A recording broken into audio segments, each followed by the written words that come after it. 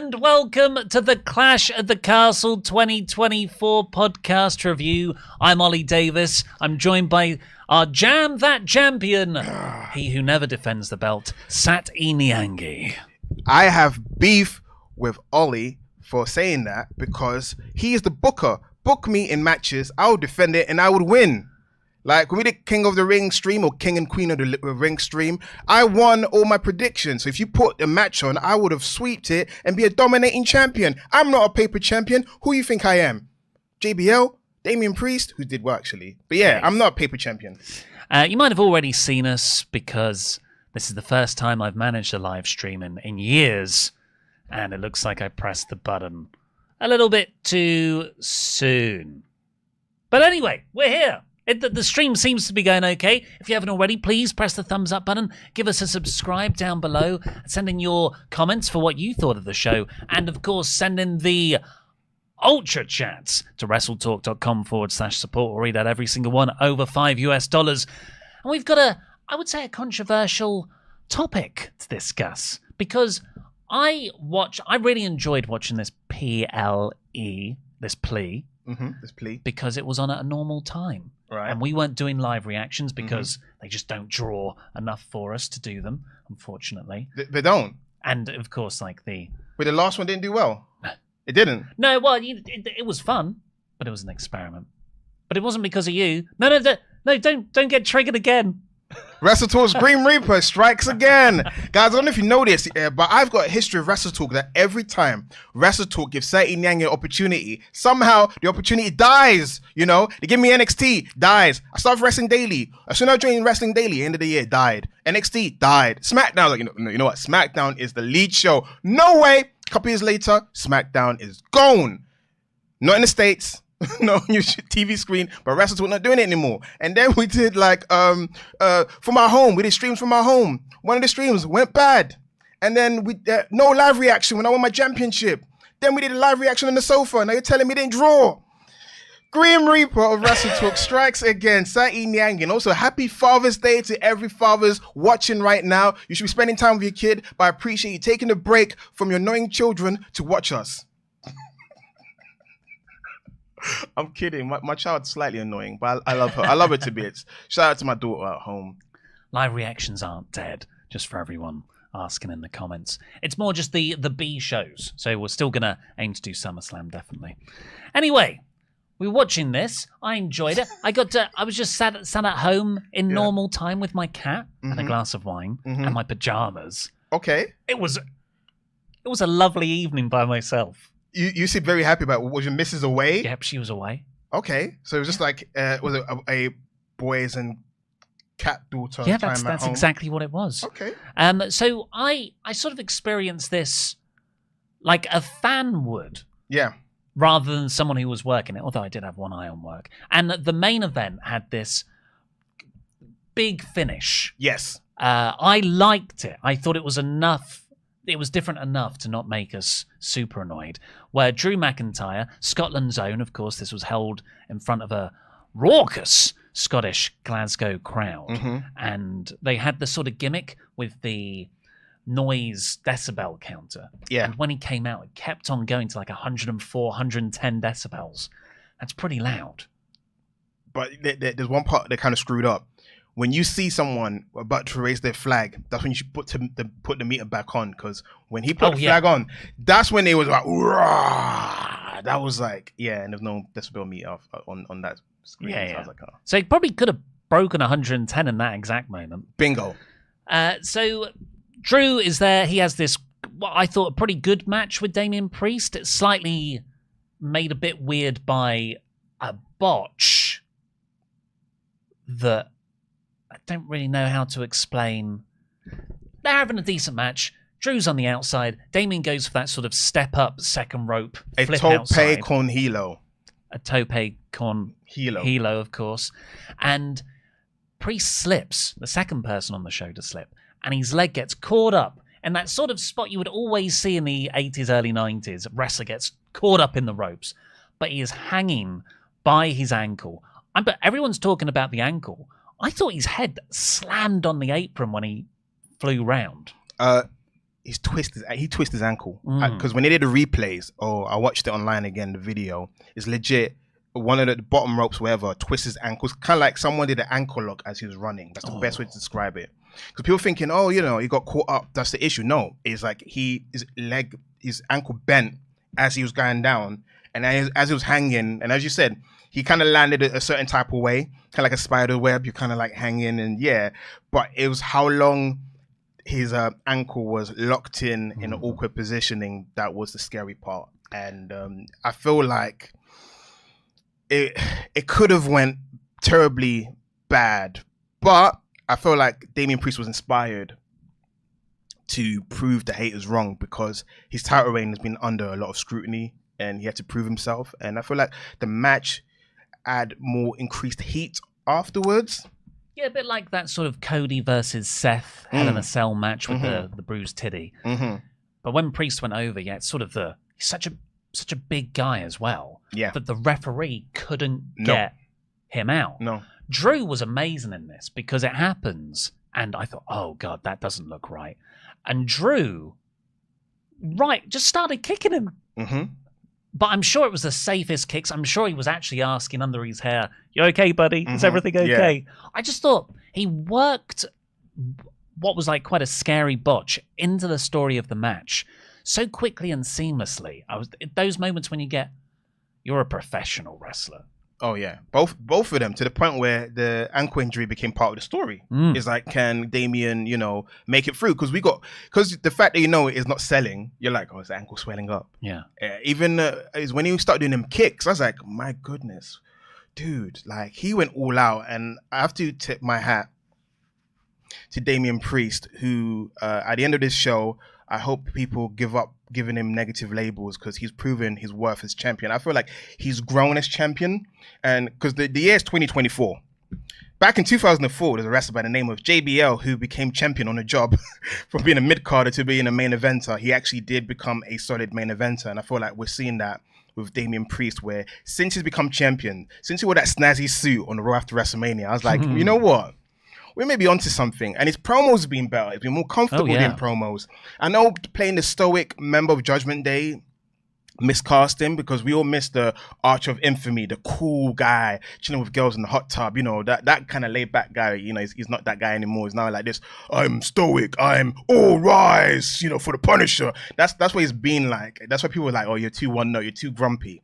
But during his title run, I feel like he's proven his worth. Even his match with Jey Uso, as much as people are clowning on Jey Uso as a singles wrestler, I feel like they had a good match. He's been having good matches. They're not great 5-star matches, but they're serviceable. He's not embarrassing himself as champion. And I feel like this match was like a coming out party for him as a main eventer. He put in a great main event performance with a busted ankle. And we know Triple H appreciate people putting on great performances while being injured. Yeah, he even did things like hit a razor's edge on one foot when he got Drew out from the corner. That, like, a few minutes after that spot, Drew hit the Future Shock DDT. And I thought, they're going home early. That was like a third of the way through the match in the end, because then we got Claymore from Drew, a kick out, which is like, that is a protected move. Yeah. Damien kicks out of a South of Heaven chokeslam, Claymore through the barricade outside, and then we get like the real meat of this story. Yeah. Drew, the referee dodges a few bits in the corner, which I liked how they set that up, and they didn't make the referee just look like a total... yeah. So he already dodges one, and it's him trying to get back onto the apron that he gets knocked off the apron. He takes he maximized his bump minutes there. He did. He threw himself like a stuntman. That made more sense. I'm like, yeah, you're definitely knocked out. Not like a little, my chest. And then I think this was the top rope Hurricane Rana spot from Priest with that injured ankle. And Drew doesn't like kip up into a Claymore, but pretty immediately just hits him with a Claymore and gets like a 10 count. So massive visible win here for Drew in Scotland. Then new referees running down. And as soon as I saw that salt and pepper hair, even in the gait of the man, really, I was like, that's CM Punk. And they showed a really good angle, and he slides in the ring. I'm like, those red shoes 8 New Japan red shoes. This is CM Punk. And on the sleeves as well, right? The fact they had long sleeves, you're like someone's covering their tattoos. Yeah. So they did, but a lot of people were genuinely surprised by it. And the camera work was just, for what they did, magnificent. Yeah. 1, 2, and then he stops. Drew looks up. And then you, as the camera, the reveal comes at the same time that Drew realizes it. Mm-hmm. So it really puts you, just from a film theory perspective, the viewer in the seat of the protagonist. Yes, it was lovely. It's like, even though we knew who it was, is the fact they didn't give it away so quickly is kind of like rewarding, because wrestling is not known for its subtlety. It's known for hitting things over their head. Like, guys, do you get this? Do you get this reference we're trying to give you? But it's like, no, it treat us with respect. And yeah, I'm so happy that Kevin Dunn's gone. Oh my God. It's probably, well, no, there's one bigger influence that's gone that's better. But then after that, it's Kevin Dunn. Yeah. 2 dinosaurs left the coop, and all of a sudden, civilization is flourishing better than before. We've been stuck in the Stone Ages for how many years? For 30 plus years. WWE has been in the back burner in terms of technology, in terms of pop culture, and all of a sudden, you get rid of 2 dinosaurs, and now we're thriving as a civilization in wrestling. Mm-hmm. So this reveal that it's actually CM Punk who's done the 2 count. And Punk played this perfectly. He then turned his fingers into a 2, but it was the British swear, which Drew had actually done earlier to Corey Graves on commentary. So just like, no, it was the French, like the sort of urban myth behind the fingers. Oh, but also it's the meme thing, the meme next to the grave. Yes, of course. People think he's always doing that because he did do it later. He photoshopped himself into a grave doing that. Like, it was the natural. It's kind of like, Yeah, I didn't even think of that. So Drew gets right in Punk's face, and Punk pelts him in the dick. That is like a big low blow. We can actually use the D word. I thought we were like a family-friendly show. Dick's okay. Are you sure? Swear words. The ads. You can say twat as well. Ad's not gonna. No, are you really? I can swear. Happy Father's Day to me. Yeah, kicked him in the PP. So this was enough for Drew to turn around. Damian Priest hits the South of Heaven. Original referee gets in. 1, 2, 3. And this crowd, who I would like describe, not Chicago 2011 Money in the Bank peak, but not far off. Like only a few notches down from that. All the way through to when Damian Priest made his entrance and they're singing, "Oh, Drew McIntyre." You couldn't hear his entrance music. No, you couldn't. You could. Michael Cole said, "I can't hear you" to Stu Bennett, Wade on commentary. So I can't hear you right now. And because I go back and watch that Money in the Bank entrance a lot. And Punk's in the ring. Yeah. And it takes forever for Cena to come out.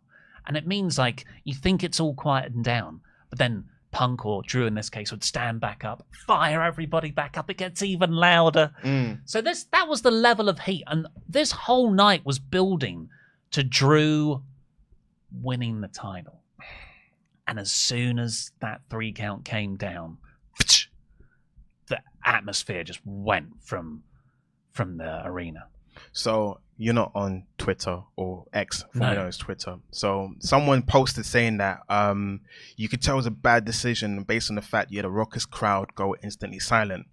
Me being a wrestling nerd, I was like, what do you mean when Ivan Koloff beat Bruno Sammartino and Madison Square Garden, you can hear the pin drop? Because you heard that a lot, right? You hear that, you also heard that phrasing, right? Bruno thought his eardrum had popped. Exactly. See, you know this. Yeah. See, everyone knows this. There's this story about when Bruno Sammartino's long 7-year reign got ended by Ivan Koloff. It was silence. And I was like, yeah, that means they did their job. As much as we don't like it, they're telling a story.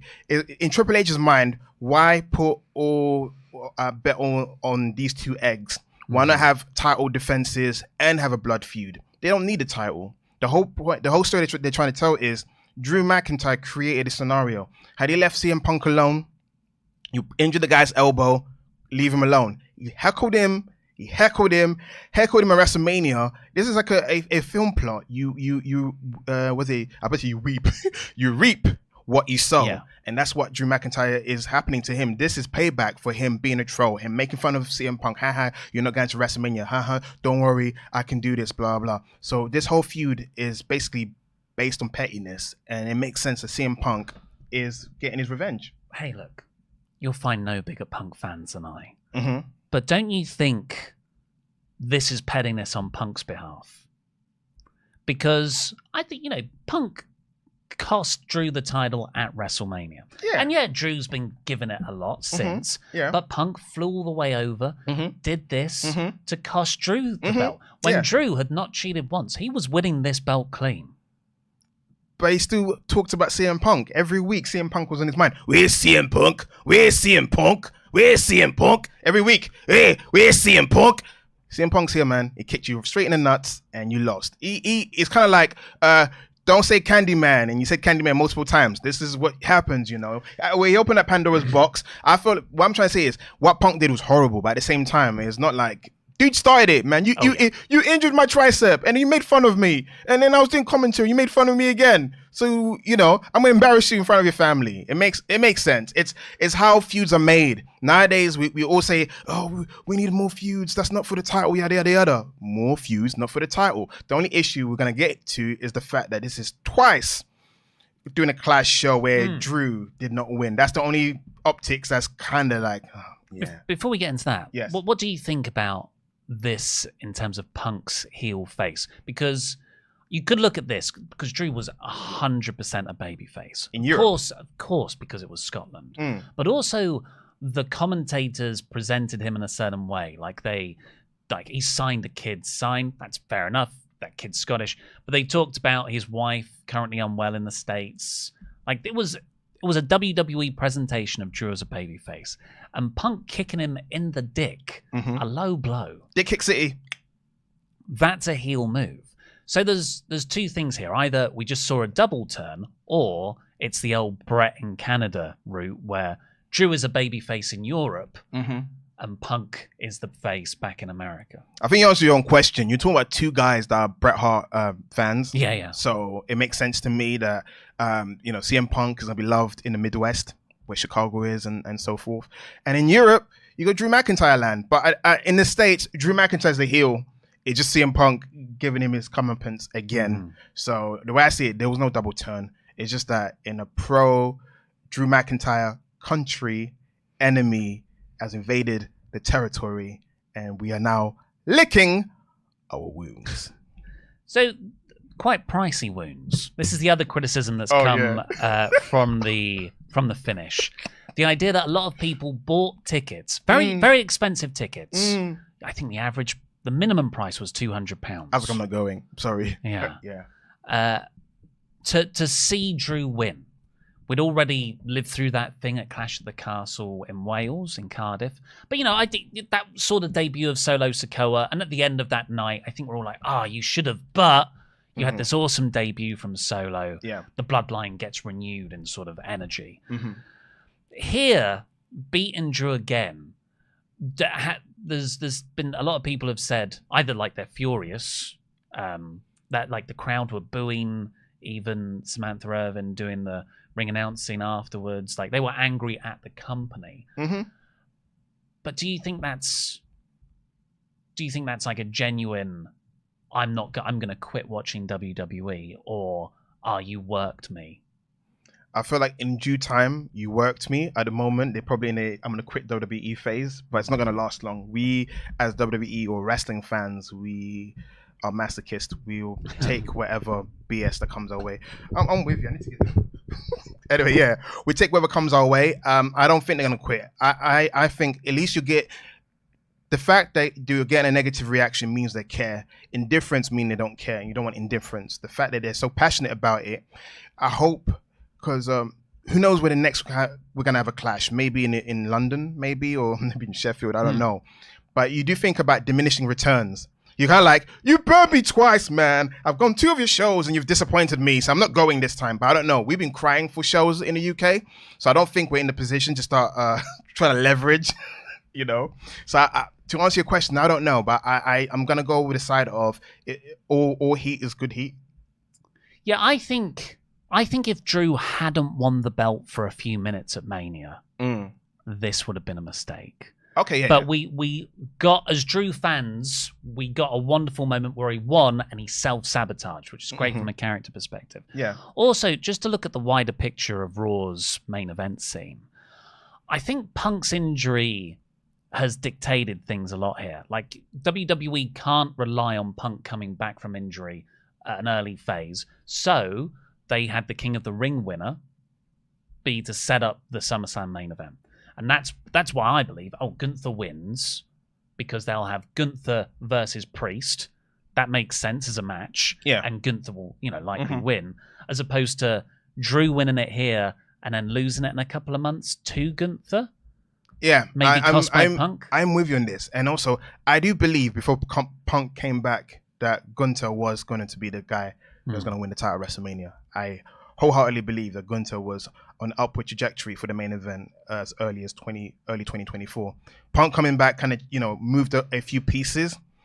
Would Gunther win King of the Ring had he won Royal Rumble or not win Royal Rumble, whatever it is? I will never know. We'll never know. But I do feel like Triple H is kind of like, hey, this was my original plan. Was going because the whole Bash at Berlin thing. I mean, come on, that was decided before Punk came back. Yeah. So he obviously had visions of Gunther winning the title. It's just that we got in a weird, convoluted way. Because what would happen if Punk won at WrestleMania against Seth? Or people think he would have lost. Yeah. Some people think he would have lost, but I don't know. I feel like Seth was always going to have some time off. The knee injury accelerated that. Yeah, but there's a lot of people thinking that probably Punk would have lost at Mania, probably won a Backlash.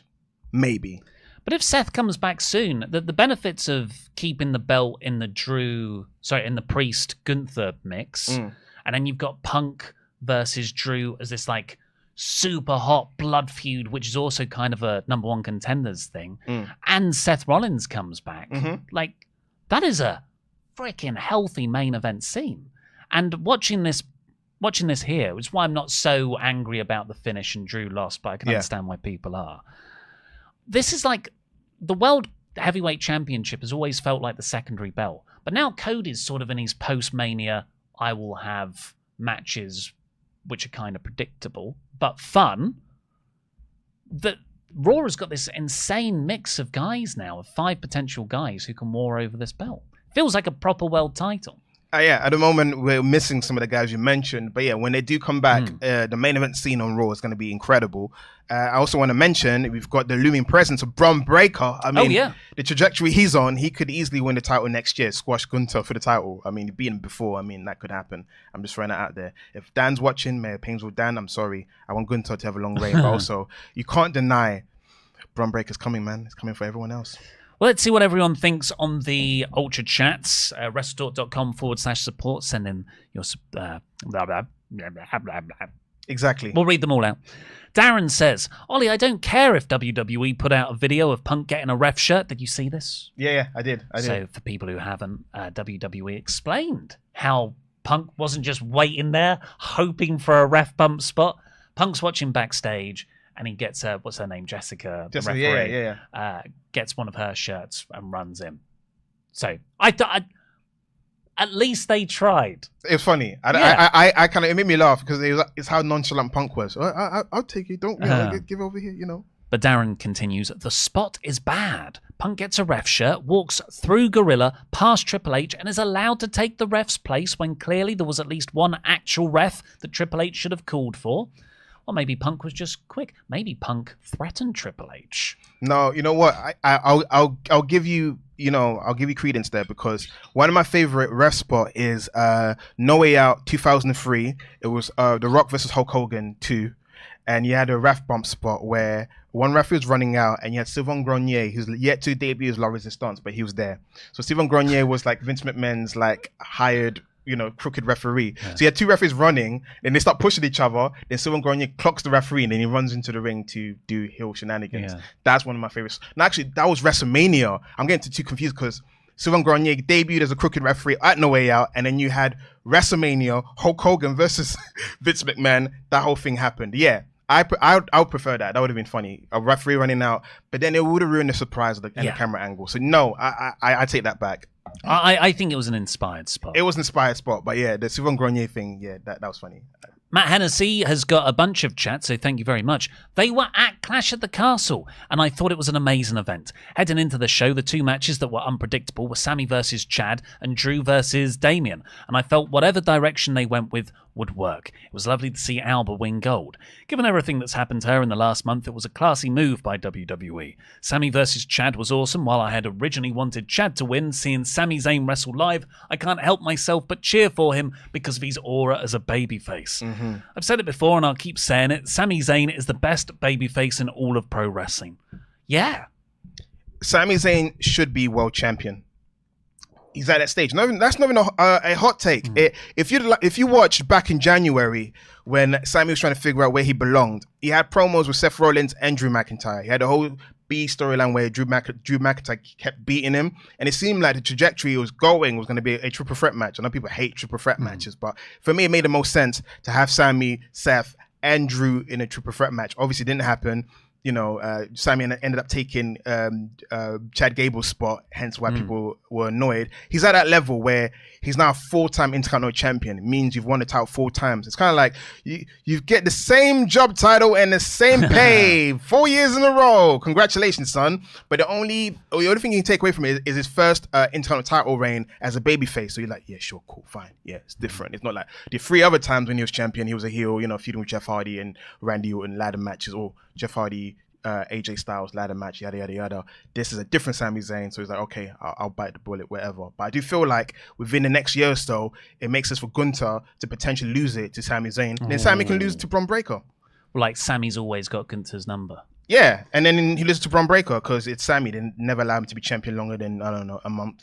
Matt Hennessy continues. The Gable versus Zayn feud reminds me of Orton versus Christian from 2011. That's funny you said it, because I'm going to say that about Cody AJ Styles. They teased Breakker going after Zayn on Raw 2 weeks ago. I think that happens at Money in the Bank. Sami can't beat Bron at Money in the Bank. Sami can beat Bron at Money in the Bank. Chad and the Creeds can feud with the OG Alpha Academy, and Sami can fight Chad at SummerSlam, putting him over and going back in the World Heavyweight Championship scene. As much as I wanted Drew to win, losing fuels and justifies his character. Bingo. Wesley, 65. I really hope Drew wins Money in the Bank and throws the briefcase away.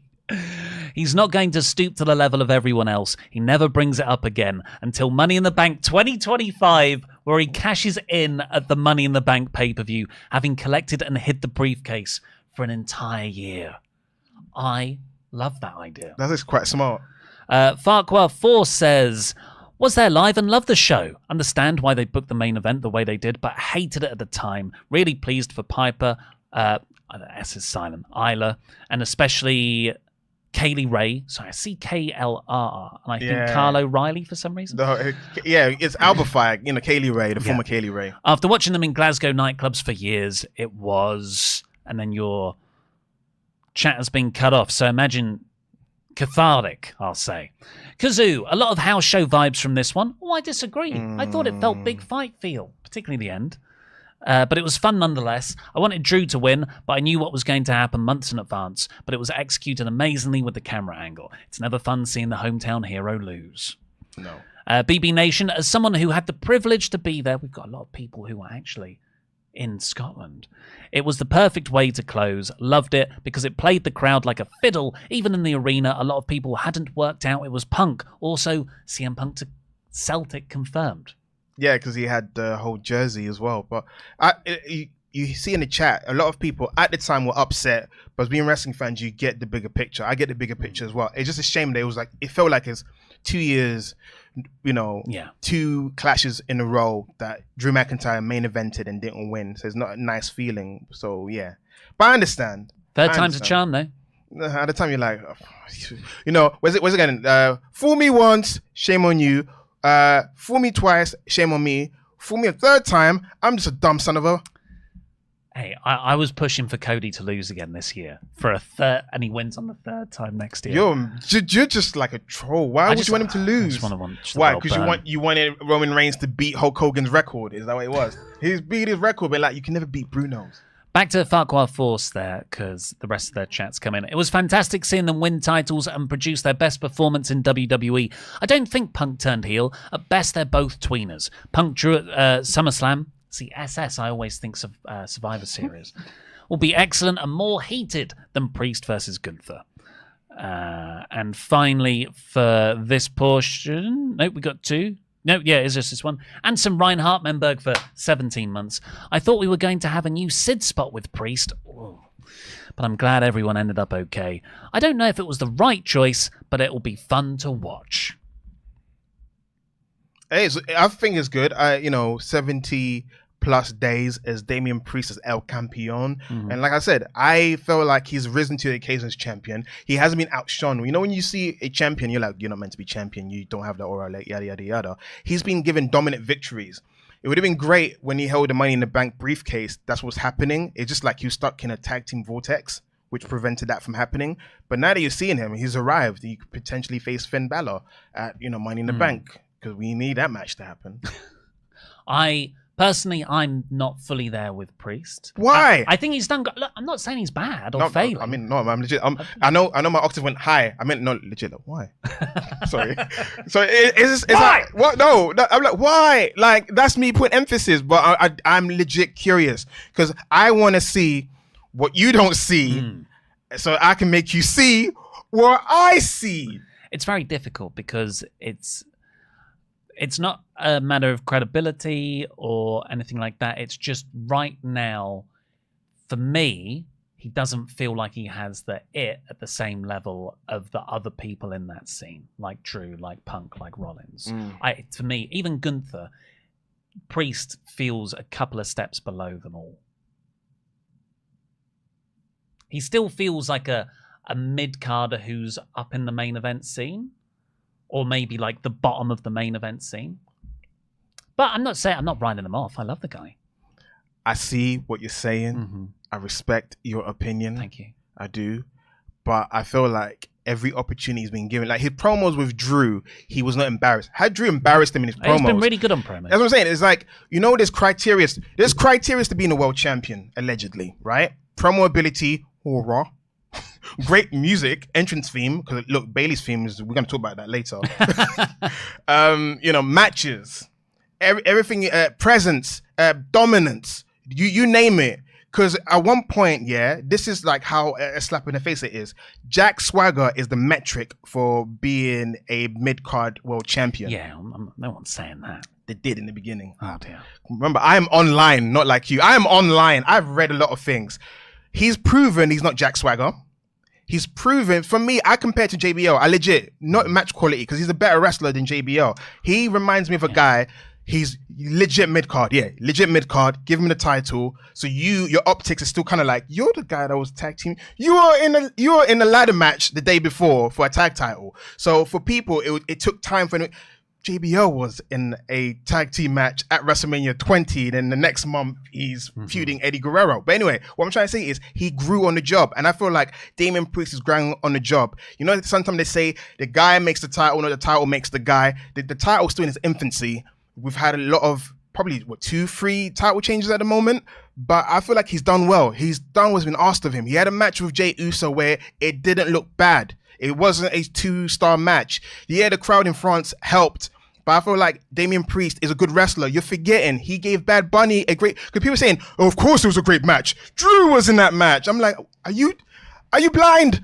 Are you blind? A guy with one foot did some great karate kicks. He did a hurricane run on the top rope. He gave a great performance, a gutsy performance, because he knows there's a lot on his back. There's a lot of people saying some egregious things.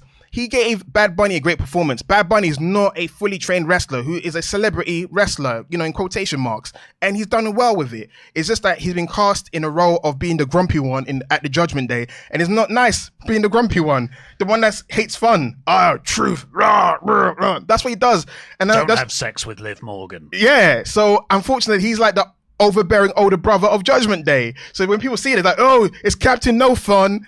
You know what I'm saying? So Drew's doing like the one-liner, oh, Captain No Fun is saying, I'm the champion. You're going to respect me. Because even I want to say, I think it was Dan, our lovely Dan said it, that it'd be great if his promo didn't sound like first draft promos, as in like it sounded fully fleshed. And I get it. He sounds a bit one-dimensional at times, but he delivers the line well. He's got a great voice. It's just that the material they give him is whatever, but I feel like he stepped up. He's an ass kicker. He's a Puerto Rican ass kicker. 6'5", 260. He used to live in the streets. He fought very hard. He used to be a mid-card in the Indies. In ROH, he was television champion at best. Legit. He was a TV champion. You know, barely a main eventer. But in WWE, he smashed it. And I feel like people need to give him respect. Give him his props. I fight for the underdogs. When people hate on like Nia Jax, I'm like, no, I see potential. When people hate on Baron Corbin, I'm like, shut your mouth. And that's same with Damian Priest. Shut your mouth. El Campeon. We both won a title at the same time. Wow, very good promo. But at the same time, I did a very good promo. But did I at least make you believe slightly? Did I move you? Did it make you kind of like a little boat?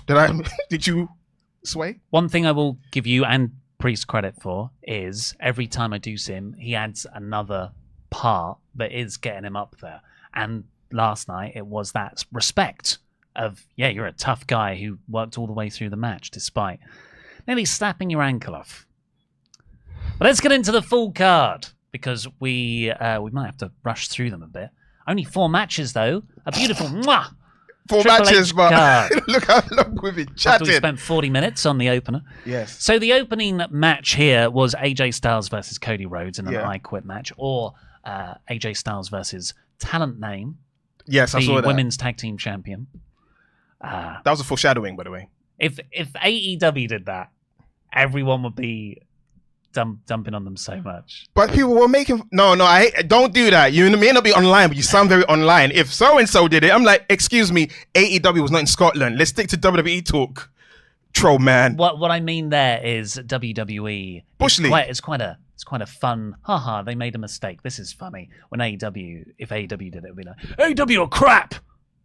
I mean, but to be fair, they should sort out some of their production. I mean, the sound quality. But no, but I see what you mean. I'm not gonna get into it. I feel like I'm kept in diatribe every 2 seconds, so I'm gonna move along swiftly. Yeah, it's Talent Name. Ha ha ha ha ha ha.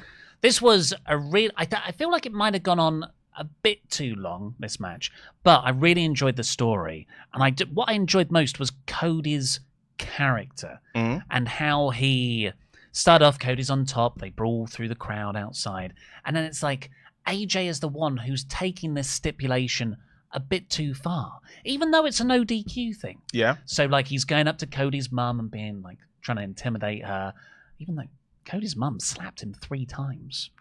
Because she had to get it right. The first time she was like, it was like a feeling out process. Nope, that's that. You know them ones. There's no work way to slap. She realized that I'm gonna slap the heck out of you, and she slapped the heck out of him multiple times. And after the second one, which was the proper one, I think then she just got excited because the crowd were like, yeah, have another one, AJ. Yeah. So AJ then starts handcuffing Cody with the handcuffs. He gets the little bag and everyone's like, oh, draw like thumbtacks, great. And AJ goes, I'll get something much better for you. Pitch perfect, AJ. We got a bleeder here. And it's the handcuffs. Oh, and he handcuffs Cody. And that's when I don't know how he managed to do it because they were behind his back.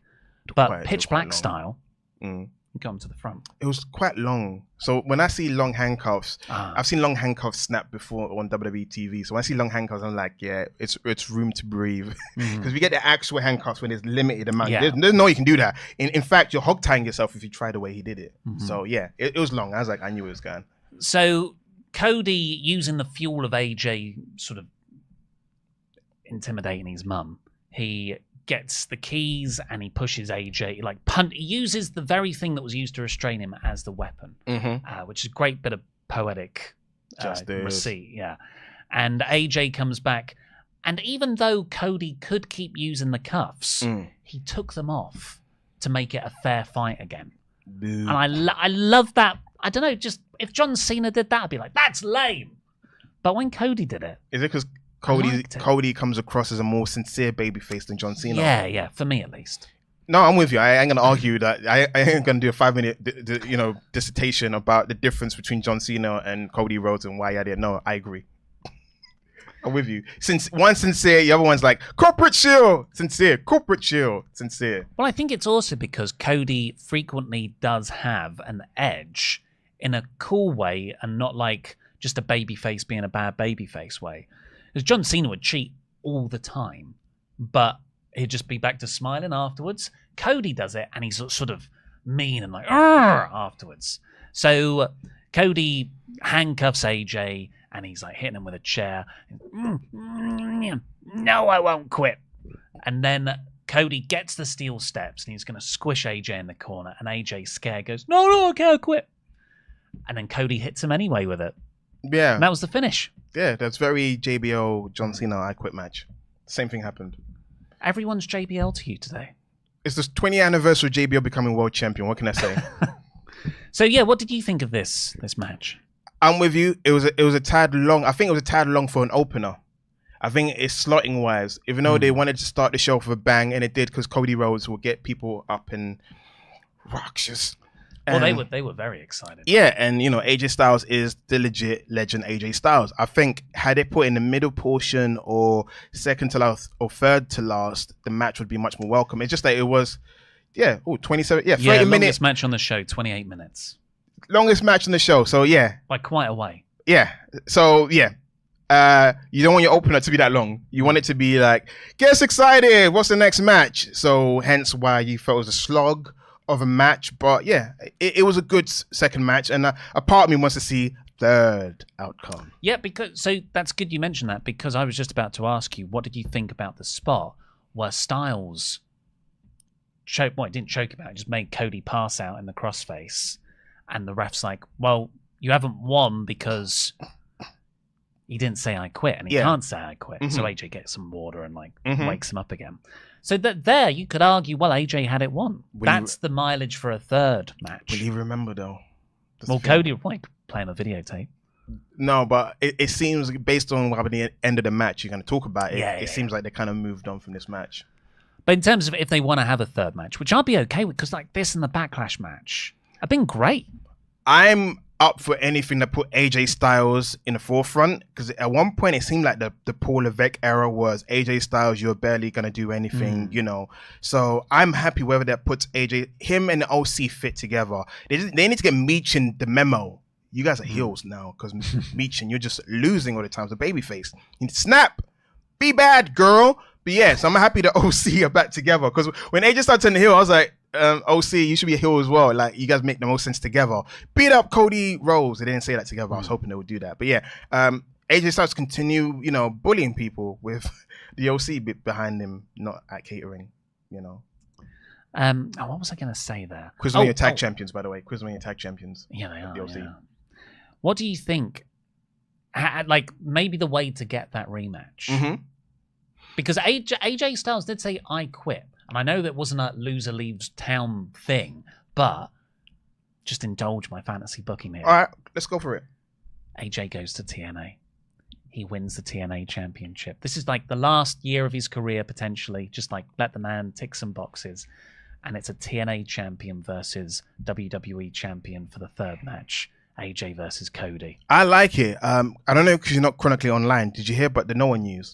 Yeah, so AJ's going over to face Marufuji. Is that correct? Yep. I mean, that's awesome. Yeah, that's happening. And what I like about it is two guys of the same generation going one-on-one. It's not like, I don't know, him facing Kiyomiya or something like that. It's like he's facing someone of a similar generation. Him, Kenta, they all came up at the same time in the early 2000s. When you watch the Wrestling Channel, those are the main three that would kind of stick out when you're watching. It's like they'll be on some random Portsmouth show in 2008. Exactly. So after this, Cody's walking up the ramp and he's celebrating. He looks to one side. Solo Sikoa's just standing there next to him. And Tama Tonga and Tonga Loa, they do a sneaky attack. They attack him. Kevin Owens comes out. We already know he was there. He was on the pre-show. But then Randy Orton comes out as well in his wrestling gear. Of course. Because of course he is. In his tiny, tiny pants. And I'm sure Tegan was excited. And they all fight off New Blood, which was great. But then Randy takes a lingering look at Cody's title. You know the ones where it's like, I get it. We're getting to that portion of Randy Orton needs to turn heel and feud for the title. But it's like, we need numbers against this new bloodline. They need numbers, because when Randy turns on him and KO's like, what are you doing? And turns on him too, they're going to need an extra person. Weirdly enough, I kept thinking Baron Corbin should be the third guy. Like, this is before Cody Rhodes got involved. You're going to undermine all your good work with Damian Priest here. What do you mean? No. I like Corbin. No, you don't. I've always been a Corbin fan. He's got a great moveset. Listen, besides... I'm not going to put him in this trio. Sorry, one of the last men to beat Roman Reigns. You're not going to put him in the slot. A guy 6'6", former King of the Ring, former, United States champion. Former Money in the Bank winner. You don't want to put him on that slot. The man that retired Kurt Angle. Bad decision, but he did do it. You sound like a Miz promo where he just lists achievements that mean nothing. It means something if you've been in a company for a while. You've got something. He's got something. He's Baron Corbin. He's in the babyface phase. Hopefully, he's not the babyface phase of like Chris Masters and Ted DiBiase, where you used to be a heel, but no one cares anymore. So they made you babyface, and you're gonna be a lower mid carder. He needs something. So I think Money in the Bank will get like a trios match: New Blood versus RKO and Cody. So there's a weird new legacy. You're Ted DiBiase Jr. now, Kevin Owens. And that will set up a Cody versus Orton match at SummerSlam. Really? So you don't think there'll be Roman Reigns versus Cody Rhodes at SummerSlam? That makes the most sense. It does make... I don't know if it makes sense for SummerSlam. Why not? I mean, it makes sense because... I think Roman solo first. Losing has consequences. So Roman needs to come back and say, hey, I'm still... boss here, I'm gonna face Cody for the title. Then he loses, then losing has consequences. You officially out of the bloodline. That's the only thing that makes sense. That's the only way Solo can kick him out the bloodline. He has to lose again. And then you have the Roman Reigns babyface thing. Because at the moment, they're on a miscommunication mode. He hasn't fully disrespected Roman Reigns yet. So they haven't shown their hand of the final boss. So they have to do the thing of where Roman comes back. Yeah, he's back. And then he's like, I still want my WWE championship. And then he goes for the WWE title, loses, then he's kicked out because losing has consequences. That works too. But it makes the most sense. Like, I just don't think Roman's going to come back in time to build that match. Build? He doesn't have to build a rematch. Get my title back. Like on the Go Home SmackDown. He can just do. Listen, he could do a promo from his house. He'd be like, my title. Let's see what's happening. We can certainly say though, Randy, that was a lot of foreshadowing going on. Oh yes, Cody versus Solo, Cody versus Randy, or could be Randy versus Cody at Money in the Bank. You never know. This could be a SmackDown main event if you wanted it to be as well. After that, we got the women's tag title 3-way, which was interesting for multiple reasons. It was a beautiful mess. So originally it's like, okay, I get it. Jade Cargill and Bianca Belair, it's the showcase match. Unholy Union will get some shine. And that's exactly what happened. Like Unholy Union got a little run, like a hot tag thing. Belair and Cargill looked great in the first half. But then unfortunately at the end, just in the last couple of minutes, Cargill gets the hot tag. She goes to springboard inside. She slips. And then she just goes on a bad run of things. Like she goes to powerbomb someone and big boot Shayna at the same time. That looked good. I don't care what anyone says. I'm sorry. She did a big boot and slid into a powerbomb. Yeah. That looked cool. Yeah, it did look cool, but it looked uncontrolled. And then, right after that, Shayna gets her in the Kirifuda clutch. She looked like she tapped, right? You're going to say that. And Jade, I think she was firing up. Like, no, I'm not going to tap. But visually, it looked like she tapped. And the commentators started screaming, did she just tap? So it was just a bit of a confused mess, even if they were trying to go for Jade not tapping as a visual. And then the Kirifuda clutch is in. Bianca Belair goes to a 450, lands on her knees right on Shayna. Billy Kidman style. Yeah, just like everything seemed like it was falling apart, but you don't really remember that because then Cargill and Belair hit their wheelbarrow suplex finisher and Dawn steals the pin. We got new tag champs. Yeah. Bloody loved it. Yeah? Loved it. Yeah, it was a welcome surprise. Listen, I hated the way... the former Unholy Union, because it's so obvious they're not spooky anymore. They're just regular girls with spooky entrances now. Because Isla Dawn's dropped the witchy thing, and Alba Fire is gone back to being Kaylee Ray. Because the persona is not like we put the curse on it. You know, remember the promo? Isla used to like ham it up with the promos. We put a curse on the title, and I was like, yeah, we just two girls from Scotland. We got spooky music, yeah, but you know we're here to be tag champions. No, I was happy because on Raw they lost really quickly. it didn't make sense. Like, it was kind of be a showcase match because they've been missing on the main roster for quite a while, besides little promos here and there. So I was kind of worried for them. I was like, listen, you are you bringing them up in Scotland to lose?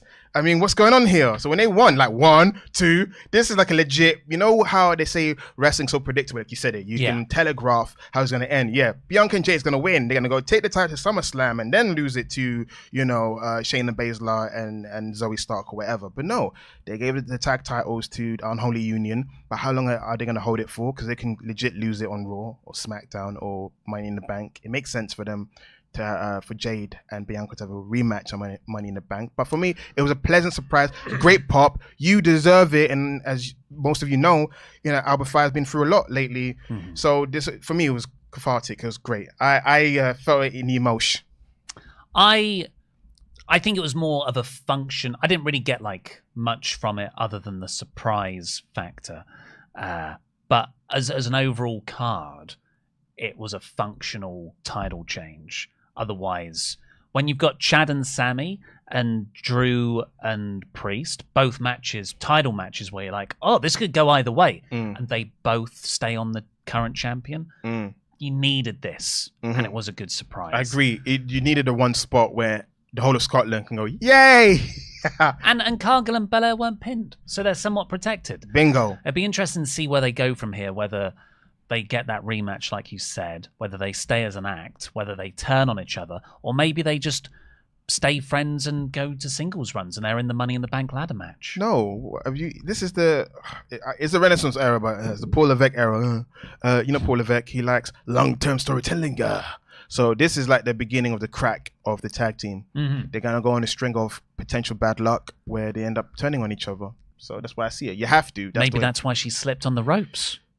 It was all a plan. It wasn't, but I do hate the double standards because when Damian Priest slipped on the rope, no one said, Damian Priest has been wrestling for close to 20 years. He needs to go back to developmental. This is crap. Jade slips one time. All the other times she done it well. Only a few people gives her kudos for doing that well. It seems like the moment is that people that have been waiting for her to mess up were like, oh yeah, I knew it. She should go back to developmental. Hey guys, when WWE signed her, they didn't go straight away, hey, go and wrestle. They were like, hey, just take your time. Let's see what you got. We'll take your time. And what happened? She's taking her time too long. When's she going to debut? She debuts. And then after that, she takes more break because, WrestleMania's coming up. Why is she taking her time? She just debuted. And then now she's wrestling. She needs to go to developmental because she slipped off the rope. Huh? No. Mistakes happen. Your favorites make mistake.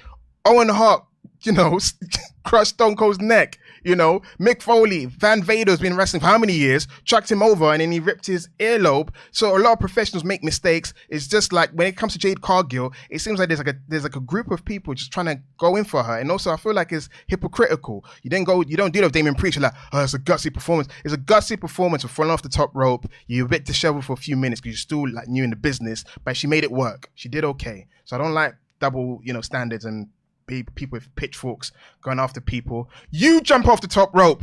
You slip as well. And before then, she hit one of the most impressive things of the night, which was a fall away slam Samoan drop on two people at the same time, straight into a kip up. Where's that clip online? No, we have to watch her slipping off the top rope 10,000 times. No, we don't want to watch that clip. That was great. But is anyone remembering that? No, because people like to remember the negatives over the positives. When Fire and Dawn won, though, I must say, I had my first twinge because I was like, Drew's winning. Drew is 100% winning. As soon as Unholy Union won, I went, oh no. Mine was more like CM Punk's in Glasgow. I was like, yeah. Because my head was like, unless they did the Gallus spot, because I was hoping Gallus would debut and help Drew win. It's kind of like, you'd think, oh, that's happened. CM Punk screwed, and then Gallus comes out. And I was like, no, there's no Gallus. No. Chad Gable and Sami Zayn had an excellent match, I thought. Just like this blend of soap opera emotion on the outside with a really good in-ring match as well. The story was that both Otis and Maxine are being berated by Chad for not helping him to win by cheating. Maxine doesn't use the title on Sami behind the referee's back. No. So Chad's screaming at Maxine and Otis just stands in between them. And it's just like Otis's face, this like, You can feel him vibrating with anger, and the crowd went mad for it. And then somehow, a few spots later, Sami Zayn reversed out of an ankle lock on the outside, sending Chad Gable falling forward. As he fell forward, He chop blocked her. he just chop blocks Maxine. Maxine's like, she's got the injured foot in the boot and everything. He chop blocks that. And it did not look staged. You know what? I saw Carmelo Hayes do a similar thing. Carmelo Hayes was it was Ilya Dragunov versus Trick Williams, and this is when they were building into who would track Trick Williams, and it was Carmelo Hayes. There's a point in the match where Carmelo Hayes slips and he does chop block in a similar manner. So I have seen a good, but we already knew that you screwed him over. So you're right. That was like genuine. The pacing, the timing, there was a lack of hesitation. It wasn't like, whoa. Yeah. It was like, Which is why I think, just kayfabe character-wise, this was an accident.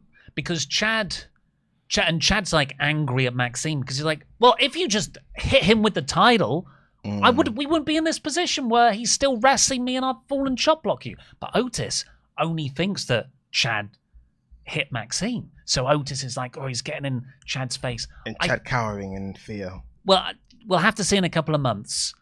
I'm concerned that might have been the moment for Otis to finally stand up to Chad. They didn't go that route. Otis instead decided to protect Maxine and carry her up the ramp to get help. And that distraction cost Chad. And Sami retains. And Chad, I got a picture on my phone. That facial expression of death. Yeah, vein popping on his forehead. You know what? Raw, it's time. It's time to do it, Triple H. You've been teasing it for 2 months, okay? You've purposely made Julius and Brutus lose every match. Ivy now is no longer hanging out with Maxine Dupree. You've been seeing them chat backstage. Tomorrow, which is Monday, tomorrow's the time to do it. Pull the trigger. The arrival of the Alpha Academy, the new Alpha Academy with Diamond Mine taking over. Pull the trigger. I'm tired of waiting. Listen, there's a slow burn and it's just tedious. It's reaching tedious. Let's just do it. Do it! Because at the moment, it kind of makes sense. Chad's out of it. Sami did this. You're done. So it means that Chad has to recuperate and send his vitriol and his anger at Otis. So yeah, it's time. So I totally agree. So my concern about this story now is that I would do exactly what you just said, which is on Raw, Chad's like introduces the Creeds and Ivy Nile, and they beat up Otis and Maxine. And Tozawa. And Tozawa, yeah, because then you got the proper amount of people with the right genders for the feud. But then that will miss out on the big thing that this is all building to, which is Otis standing up to Chad. So I feel like if Otis stood up to Chad here, Chad loses.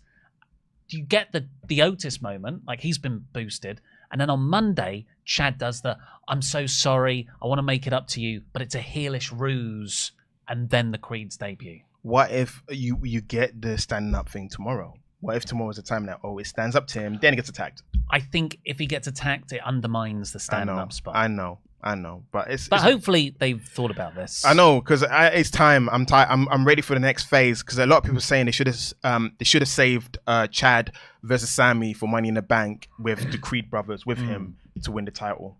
Yeah, I think the Chad with the Creeds and Ivy Nile potentially, that's the version that wins the belt. So I'm fine with him losing here.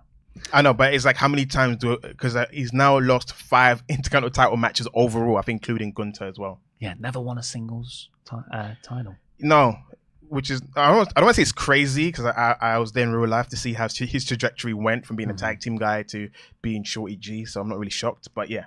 But then you also look at the US title lineage, and you're like, surely he could have won that for a couple of months at one point. But we know who was booking, though. Allegedly, he was too short to be. Anyway, some guy's weird, man. Some old man. We got a little blip during all of this, which was a Wyatt 6 tease. So, but is it gonna be called Wyatt 6 though? Is it? I don't know. Yeah, it's not. All I want, I said it online because you're not online. I just want Uncle Howdy to have a serviceable mask. Yeah. I think they'll change his the phone book with the phone booth. You've seen the film The Phone Booth, the one with Colin Farrell. Black Phone. Is it Black Phone? I'm trying to say. Yeah. The one with Ethan Hawke. I did wonder where you were going with Well, early noughties Collateral. one-shot thriller. Yeah, no. I was trying to say, like, the guy that made the phone book mask for Ethan Hawke, he made the mask for Uncle Howdy. Oh, did he really? Of course, because, Bray's a horror nerd. So, yeah, he made that mask. And it's like, it's cool for, like, films and stuff. But in terms of the wrestler, the whole Uncle Howdy dusty hair look, whatever, is too hokey. And allegedly, the new group is going to be based more on reality. So I want to see a more reality-based mask or something. Oh, no mask? I don't mind it. Bo, it's you. The final match we'll talk about, of course, was Bayley defending her women's championship against Piper Niven. Niven got a really good sort of video package beforehand that she's from Scotland. It's Bayley's birthday at the same time. The crowd didn't really know who their favourite was because they love Niven, but they also love Bayley. I feel like they never booed Niven, but sometimes they booed Bayley. Why not? They'll start cheering right after. Chelsea Green... Bayley stomped on Chelsea Green's hand. Chelsea freaked out, shouted at Little Nate, the referee, pushed Little Nate, and he's like, get out of here. I thought that was well done. Chelsea comes down later on in a lucha mask, and Little Nate is again like, I know it's you. You go away if you've been ejected. That missed the Bayley pin. So when the Bayley pin got missed, I was like, is Piper winning? And the next few minutes are really, really exciting. Niven looked great. Black hole slam on the outside, that Piper driver. But Bayley sort of used her technical prowess to win in the end with a crucifix pin. I like the ending because the whole match was, can Bayley chop down the statuesque size of Piper Niven? Because Piper Niven gave her a big fight. She was in control of most of the match. And even the ending of the match with the crucifix bomb. Someone said that the ending of the match was what Gunter and Randy Orton was going for last month. Yeah. Without the botch. So for me, I felt like it was a great way to keep Piper looking strong because it took Bayley everything in her power to win. She couldn't even hit the rose plant, which was like one of the selling points of the match. So I felt like it was a great moment. Piper Niven belongs in this kind of stage, and I hope that in the future we see more of her getting opportunities like this. But a Piper is not just for Scotland. No, she's for all year round. All year round. Even though I love, that Chelsea came back as Chelsea Stereo. That's what she called it online, Chelsea Stereo. She goes, that was not Chelsea. That was Chelsea Stereo.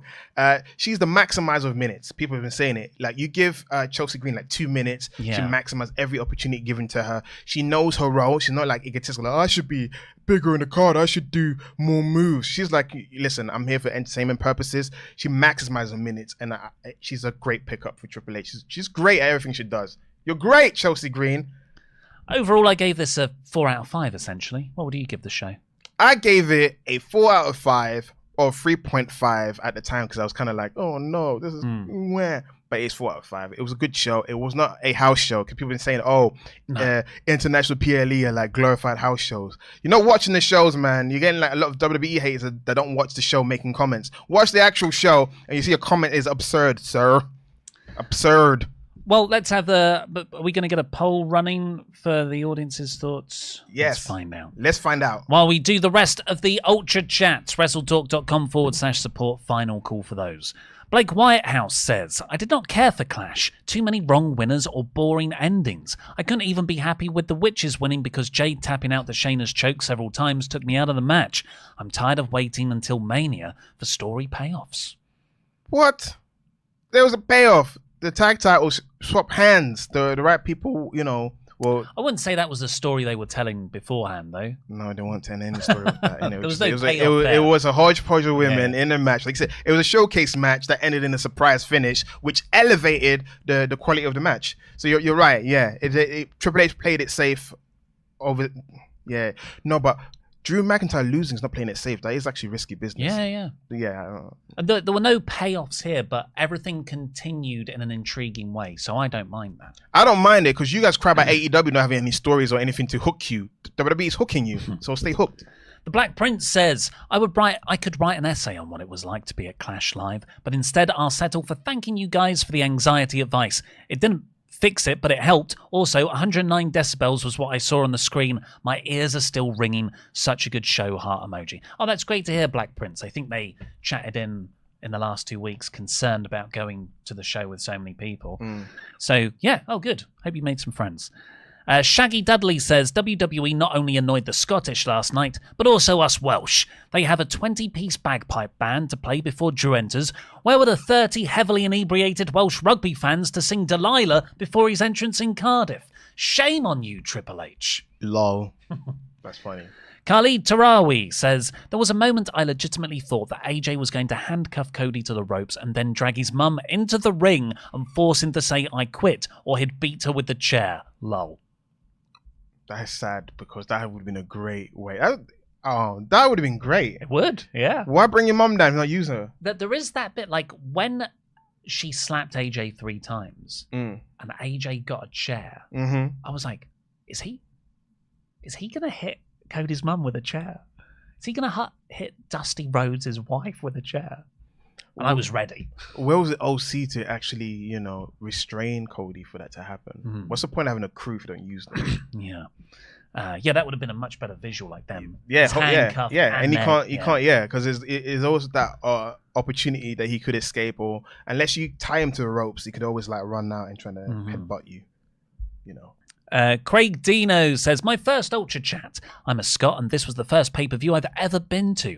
I can't help but feel a little deflated and, to be honest, a little pissed off that they haven't pulled the trigger on a couple of stories here. Still a great show, though. Jam that jam. Yeah, I think that's the issue I've been having as well. It felt like you said, it was the right time because you know how international crowds are like in terms of cheering. Otis turning would have been huge. But, like you're saying, I'm a bit worried as well. It's like when you miss the boat and then you do it, it's kind of like a tepid reaction in like, I don't know, some small town wrestling show where no one's clapping and you're like... Well, you know where Raw is on Monday? No. Corpus Christi. Infamously the worst crowd for WWE. Good luck. Misha Sumra says, Oli, given the work you used to do for Full Music, how much second-hand cringe did you feel regarding the talent name graphic botch? Absolutely elated for Alba and Isla. Away the lasses. Yes, it was. That used to be my job, like making sure all the graphics on screen worked. I know. I did research on you before I got this job. So, yeah, I'm like, it's rookie error. Third. Classic RBug text not updated in the third field. How do you react to had someone that you're working with did that? Would you have shouted at them or would you have given them a brow beating or would you have like eviscerate them? Pretty chill, so I'd have just been like, change it, take it down. Okay, go take a break. Really? Go take a break? Well, think about what you've done. They would usually get... flustered. Mayor of Painesville Dan says, hello Sat, hello Ollie. Sat E days are back on a Sunday. Guess Sunday PLE reviews are going to die as well now. The killer of WrestleTalk formats is here. The Grim Reaper, guys. By the way, Ollie, I hate to be the guy, but she is pronounced Isla Dawn, not Isla Dawn. She's not an island. She's well-S. Yeah. Love you, Dad. You're the man. Duquan G. Memberg for 31 months. I think Jey Uso winning the World Heavyweight Championship would rock the WWE and set up so many opportunities for long-term stories. There's another name in that top mix that I wouldn't feel is in that top level, but he's on the trajectory. Sorry, who? Jey Uso. Jey Uso. No, they're putting the tag team back together. Listen, I hope this is the final year of the Jey Uso solo experiment. Or solo wrestling experiment, not solo Sokoa. He gets great reactions. It's just that now you finally know who Jimmy is. Now you know who Jay is. So when they become a tag team again, you're going to get both of them personalities into a tag team. And that'll be the exciting part of breaking them up for a year and trying to distinguish personalities. Jey Uso's not a solo wrestler. He's great as a tag team wrestler. Yeah, it's over. He could win Money in the Bank, but I don't want any of that. I want him to be tag team champions to feud with Guerrillas of Destiny for the next how many months? Oh, yes, please. Nerf Herder. Once again, Drew's obsession with Punk cost him the title. Sorry, I just got something in my throat. Punk was just trolling. If Drew had taken the high road and ignored Punk instead of trying to choke him out in the corner, he would have taken the low blow. He wouldn't have taken the low blow and lost the match. Lies. I think that's a bit too far, that Drew's obsession got the better of him. When a guy slides into the ring with a ref shirt, Drew did the right thing for the match there. Yeah, some dude broke into his house, so he shouldn't have just yelled at him to get out of the house so he wouldn't get smashed over the head with a baseball bat. No, you broke into his house, you're going to get some hands. You're going to get some hands. So Drew's going to give him some hands. He should protect his bits, but you're going to get some hands. And Drew's not to know that Punk wouldn't then attack him. It was a preemptive strike. And Punk attacked him anyway. Drew McIntyre was overcome with emotions because he knew he should have punched him instead of holding him into the corner. Zach Robinson Music, Memberg for 37 months. Who wins the feud in the end, Punk or Drew? You know what? I've been enjoying it so much, I've not asked myself that question. I have. Zach says, I'm a Punk guy at heart, but Drew beating him would do wonders for his stock, in my opinion. Bingo. Give Drew his moment. I'm with you on that. But I don't know. If it was a case of like Drew wins first, then CM Punk wins second, then the ultimate feud ender. Because you know Triple H loves heels more than babyface. Just give Drew. Drew needs it more. Like CM Punk's in the twilight of his career. Remember, he spent like how many years sitting at home? So his best prime years as a wrestler went by at the same time. I have no desires, no offense to anyone, to see CM Punk as a top guy or whatever. I don't mind him eating pins here and there. Drew deserves to win. Drew is their guy. They're the guy that they re-signed him. CM Punk is kind of like a bonus for them. It's kind of like, hey, AEW, look what we have here. They don't really need him. They didn't really go, oh, Punk's left. Oh, let's get him. They were like, all right, let's just do what we're doing. This will be funny. Yeah. If it's up to me, CM Punk will still be in AEW because he was doing great things there. He's just not needed in his current WWE. I'm not there. I'm sorry. But Drew wins. That's what I want. I want Drew to win. Punk has gotten the better of Drew so many times. Drew face. should win at least the first match. Yeah, but it's gonna be a trilogy of matches where you get Drew winning, then Punk, and then probably Drew winning in the end. German Girls Are Cool says, I love the ending. Seeing all those wrestling fans whining about the finish makes it even better. You're right on that review. Drew versus Punk don't need a title match. Leave that to Damien versus whoever. Well, it'll be Gunther. By the way, Ollie, please tell me, do you think Tatum Paxley is awesome? It's okay. No offense, but she's not really featured as much on the main NXT. Up until recently, she was obsessed with what's her face? The one that was in Queen of the Ring final, Lyra Valkyria. She did a whole storyline where she was obsessed with Lyra, even dressing like her, and then she turned on her. That's all I know about her so far. Before that, she used to be adjacent to Diamond Mine. She was hanging out with Ivy Nile. She turned on Ivy Nile. So she's got a history of turning on people. So she's still finding herself. The new crazy gimmick is a recent thing that's happened this year. So she's still a wrestler with figuring out who she is. Someone said it's like sending Abaddon to TNA to challenge for the title. Delay Gratz said, that's a good name. Delay Gratz says, we should have Delay Graps as a podcast. Did Jade and Bianca stay in the tag division, or is this the beginning of their singles runs and Jade turning on Bianca? Yes and no. Yeah, I agree. I think they go on their singles runs, but they don't yet turn on each other. And I think Belair turns on Jade. I'm with you on that because I think we're due for a Bianca Belair heel run. But at the same time, Jade Cargill's much better as a cocky heel. Yeah, but I've always thought Belair's better as a sort of. Yes, I'm with you on that. Well. Listen, NXT Bianca is prime Bianca. Kevin says, so they need to do Clash at the Castle in Belfast so Drew can lose another main event and then complete the bingo card with Clash at the Castle in London so he can finally win a title in the UK. He's like the Thanos gauntlet of losing in the UK. I'll be like, stop.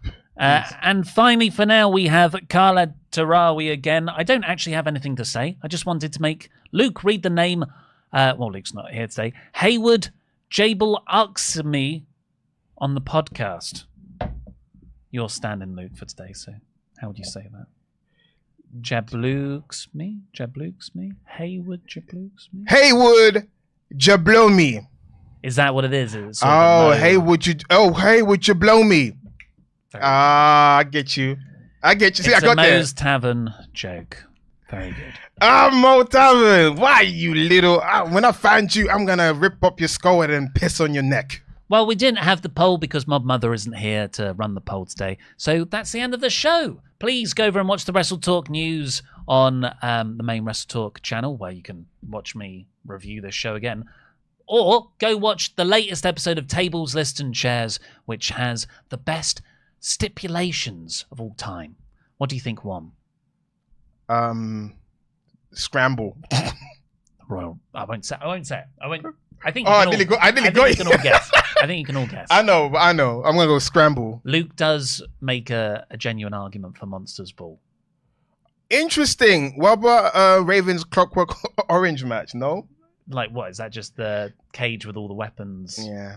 Like the lunatic asylum one. Anyway, yeah, go watch that. It's on the main WrestleTalk channel as well. But for now, I've been Oli Davis. This has been Sat E Niangi, your champion! Jam that jam. Press the button.